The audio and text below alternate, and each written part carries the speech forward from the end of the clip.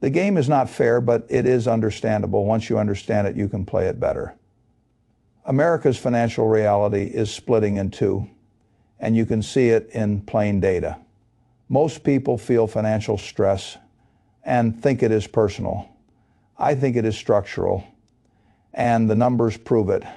My focus is simple: protect your margin, avoid resets, and let compounding work. I want to walk through the stats that define life for the typical American in 2026 and what they mean for your decisions. When you put income, spending, debt, inflation, housing, retirement, and longevity together, you start to see a different picture than the headlines. The financial reality is quietly splitting into one side, feels squeezed by debt payments and a higher cost baseline. The other side compounds through home equity and long-term investing. My goal is to help you understand the split so you can choose the side you want to be on. Right now, the median household income in the U.S. sits at about $84,000, meaning half of households earn more than that and half earn less. That single number does not tell the full story because income changes across the course of life. So I look at household medians by age because that is closer to what most people actually experience. Households under 25 bring in roughly $38,000 to $42,000 a year. Notice how the curve rises into midlife and then eases as retirement approaches. By age 25 to 34, median household income jumps to around $62,000 to $66,000. This is why many households feel they do not have much margin, even at the top of their earning years. From 35 to 44, income climbs again to about $78,000 to $85,000 a year. Households between 45 and 54 tend to hit peak median earnings around $88,000 to $95,000 a year. This is why many households feel they do not have much margin, even at the top of their earning years. From 55 to 64, the typical household earns roughly $80,000 to $86,000 a year. For households 65 and older, median income drops to about $55,000 to $62,000 a year. Even in peak earning years, the typical household is not earning six figures. That becomes important when you layer in the cost of living, debt payments, and the need to save for retirement. If the margin is thin, the plan has to be disciplined because there is not much room for mistakes. Income is one side of the equation, spending is the other side, and the gap between them is where compounding starts. Spending tends to follow a similar life pattern. It ramps up in midlife and tapers later. Here is what the typical household spends by age using median figures. Households under 25 typically spend around $28,000 to $32,000 a year. From 25 to 34, spending jumps to about $55,000 to $60,000 annually. This is why the middle years often feel like the tightest years. Between 35 and 44, typical spending climbs again to roughly $70,000 to $75,000 a year. The spending curve explains why a decent income can still feel fragile. Spending peaks in midlife from ages 45 to 54 at around $78,000 to $83,000 annually. This is why the middle years often feel like the tightest years. Households from 55 to 64 tend to spend about $68,000 to $72,000 a year. The spending curve explains why a decent income can still feel fragile. Households 65 and older typically spend roughly $50,000 to $54,000 per year. The spending curve explains why a decent income can still feel fragile. These figures represent cost of living only: housing, transportation, utilities, food, and daily expenses. They do not include saving, investing, or contributions to things like retirement accounts or a 529. So when you see a midlife household spending around $80,000 a year just to live, any real wealth building requires earning beyond that and keeping a consistent surplus. Those spending numbers are the cost of living only. They do not include saving, investing, or building a buffer. Roughly 40 to 45% of households approaching retirement have less than $100,000 saved in retirement accounts. About 1 in 4 working age adults has no retirement savings at all. For many households, That means Social Security becomes the primary plan, not the backup plan. When you are underprepared, you do not get to choose risk. Risk chooses you. A small shock, a medical expense, or a long life can turn a thin plan into a crisis. The good news is that underprepared is not the same as doomed. It means you need a clearer system. Here is the other side of the picture while many people feel stuck. Another group is compounding quietly. A record number of households have been crossing the $1 million net worth mark in the past decade. Most of that growth has been driven by home equity appreciation, retirement accounts like 401ks and IRAs, and steady long-term investing. Let me start with median household net worth by age. For those under 35, median net worth is about $39,000. For those 35 to 44, median net worth is about $136,000. Wealth tends to build steadily over time, peaks as people approach retirement, and then tapers as people draw down. For those 45 to 54, median net worth is about $247,000. For those 55 to 64, median net worth is about $365,000. As we move up 65 to 74, median net worth is about $410,000. Those 75 plus, median net worth comes down to about $336,000. Wealth tends to build steadily over time, peaks as people approach retirement, and then tapers as people draw down. Now, I also like to look at average numbers, not because they describe everyone, but because they show what compounding can produce when it is left alone. Under 35, average household net worth is about $184,000. 35 to 44, about $550,000. 45 to 54, about $976,000. 55 to 64, about 1.6. 65 to 74, about 1.8 million. 75 plus, about 1.7 million. Median net worth has been rising faster than average net worth in recent years, which suggests the gains are not only going to the very top. Homeowners have seen massive equity gains since 2020, and retirement account balances are high in aggregate. So despite scary headlines, more households than people realize are quietly becoming millionaires through home equity and retirement account appreciation. The gap widens when one household owns appreciating assets and another household stays exposed to rising costs and higher interest debt. If you want to change outcomes, you have to see the debt layer clearly. Debt is shaping day-to-day life because it turns fixed obligations into a monthly drain on cash flow. Credit card balances are high, and more people are carrying balances month to month instead of paying them off. Interest rates on credit cards commonly sit in the 20 to 30% range or higher. The average U.S. adult owed about $63,300 in total debt in the third quarter of 2025. When you break debt down by age, you see the burden shift, student loans and cars early, then mortgages stacked on top in midlife, and even credit cards carried into retirement. What matters most is not the total number. What matters is the ratio between debt payments and income. So I look at the debt-to-income ratio by age for those under the age of 25. A typical debt-to-income ratio is about 15 to 20%. For those 25 to 34, it is about 18 to 25%. For those 35 to 44, it increases to about 20 to 28%.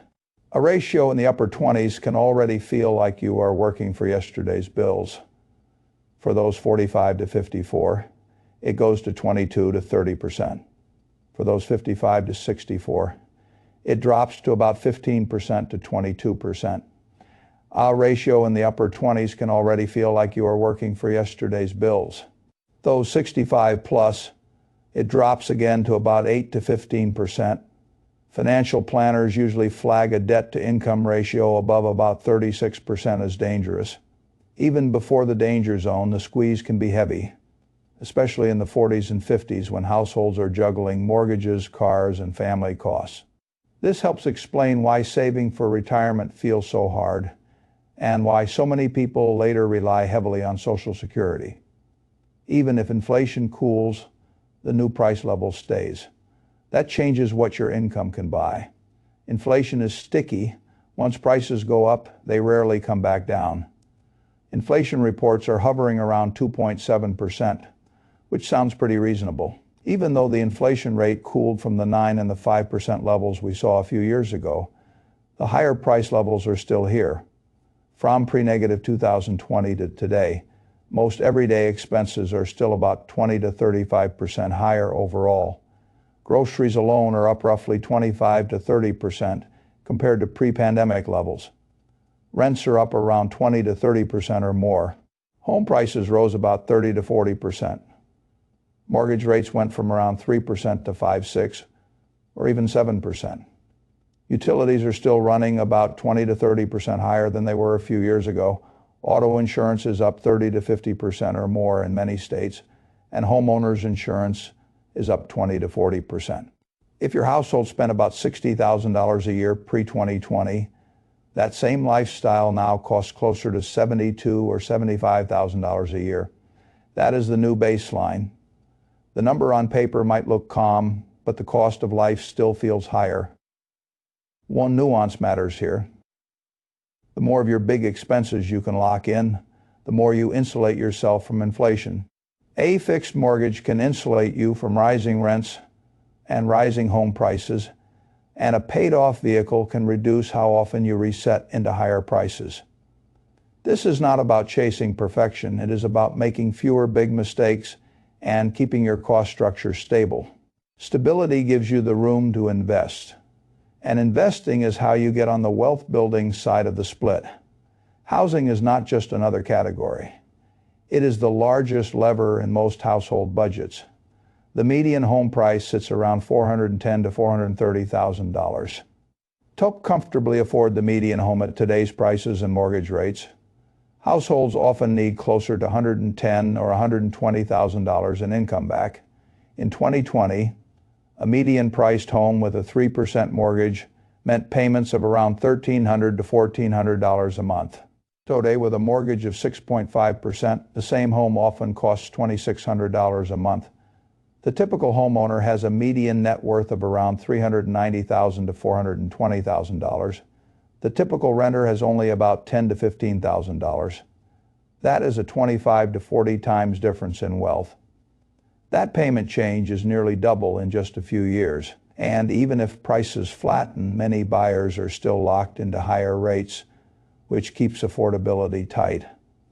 Not surprisingly, homeownership has fallen among younger adults, and that feeds the widening wealth gap. Home appreciation and mortgage paydown act like a forced savings account over decades, and renters do not get that same built-in engine buying. A home is not for everyone, but homeownership has been one of the largest wealth-building tools for Americans when the purchase is sensible and the payment is manageable. For many retirees, the home is the largest asset, and a paid-off mortgage can remove one of the biggest monthly expenses. That housing divide shows up in retirement because for many retirees, the home is the largest asset they own. In 2026, the average Social Security retirement benefit is about $2,071 per month, or roughly $25,000 a year. For couples where both spouses receive benefits, the combined average is just over $3,200 a month. About 54% of retirees receive at least half of their income from Social Security. About 1 in 4 retirees rely on it for 90% or more of their income. A married couple where both spouses earned an average of about $110,000 a year over their careers could each receive roughly $3,500 a month at full retirement age. That is about $84,000 a year for the household and Social Security alone. On average, Social Security was designed to replace about 40% of pre-retirement earnings for single earners. Most financial planners estimate retirees need closer to 70 to 80% of their pre-retirement income to maintain their same lifestyle. So Social Security is meant to be a foundation, not the full puzzle for most households. The Social Security trust funds are currently projected to be depleted around 2033 unless Congress acts. If that happens, benefits would be reduced to about 77% of current scheduled payments. So a $2,000 monthly benefit would drop to around $1,540 a month. Benefits would not disappear, but the reduction would be real. I do not believe lawmakers would allow this to happen. But the issue is looming and the clock is ticking. Social Security is not going away, but your plan should not depend on a single program carrying the whole load. The practical move is to know your expected benefit, build savings around it, and give yourself options about when to claim. The goal is simple. You want Social Security to support your plan, not define your plan. Retirement is happening later, and the workforce is reflecting it. For decades, the average retirement age hovered around 62 to 63, with many people claiming Social Security early and leaving the workforce. Today, the average has moved closer to 64 to 65, and it is still trending upward. Labor force participation among people 65 to 69 has risen sharply. Participation among those 70 to 74 has more than doubled. Finances tell part of the story.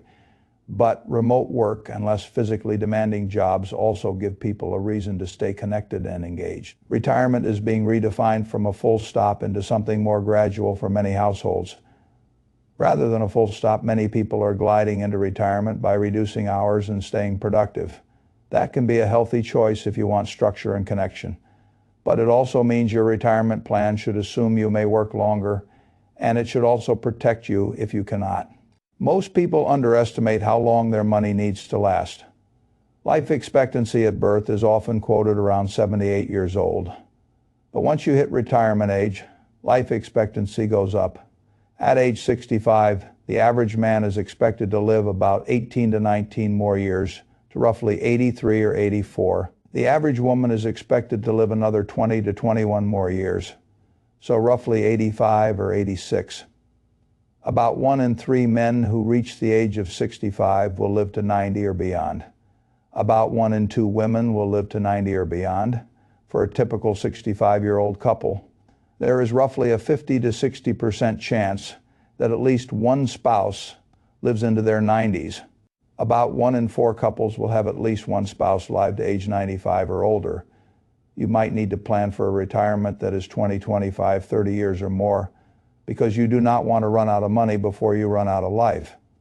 The average hides the real risk. The risk is living longer than expected and needing the money to last.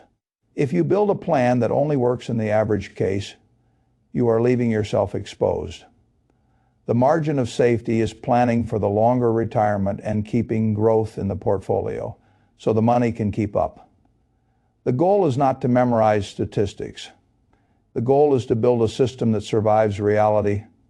First rule, use typical as a benchmark, and then aim to beat it. The median numbers show where the typical household sits. If you aim to be slightly better than typical, consistently, the gap compounds. Small gaps between what you earn and what you spend can create massive long-term results when they are invested. You do not need a dramatic breakthrough. You need a repeatable surplus and the patience to let it grow. Second rule, make getting out of high-interest debt a top priority. High-interest debt is a financial emergency hiding in plain sight. If you are paying 20 or 30% interest, you are fighting compounding with a sandbag on your back. Getting out of that debt can change your trajectory faster than almost any other move. The moment the interest stops, your cash flow starts working for you.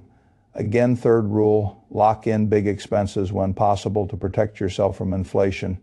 Inflation hits hardest when you are exposed in every category every month. Locking a fixed mortgage when it makes sense can provide stability that renters do not get. Keeping a paid-off car longer reduces how often you reset into higher prices. Stability is underrated because stability is what allows investing to stay consistent. Fourth rule, understand that home ownership, when feasible, is a powerful wealth lever. You do not need a dream home. You need a payment you can survive, A starter home can become a long-term asset if you buy within your means. Homeownership has historically been both an inflation hedge and a wealth engine because appreciation and paydown build equity over time. If the payment forces you into stress, you lose the margin that makes the asset work. When you repeat good decisions, you do not need to predict the future. You only need to avoid blowing up. Fifth rule, don't rely on Social Security alone, but don't ignore it either. Social Security is important for the vast majority of households, but it was not designed to cover the full lifestyle for most people. Know your benefit, plan around it, and build savings so you are not forced into a narrow set of choices. A good plan treats Social Security as a foundation and builds multiple supports around it. When you repeat good decisions, you do not need to predict the future. You only need to avoid blowing up. Sixth rule, plan for a longer retirement than you might expect. A retirement that lasts 25 or 30 years is not a rare scenario anymore. Build flexibility into withdrawals and keep some growth in the portfolio. Design your money to last as long as you do. A plan that only works for a short retirement is a plan that can fail quietly. Final rule. Consistent habits decide which side of the divide you end up on. Investing regularly, owning assets when possible, controlling debt, and living below your means. The financial game is widening, and the difference is usually habits. Invest regularly, own assets when possible, control debt, and live below your means. You do not have to be perfect, but you do have to be consistent. Consistency is not glamorous, but it is powerful because it makes time your partner. When you repeat good decisions, you do not need to predict the future. You only need to avoid blowing up. Numbers do not control you. They inform you, and then your discipline does the rest.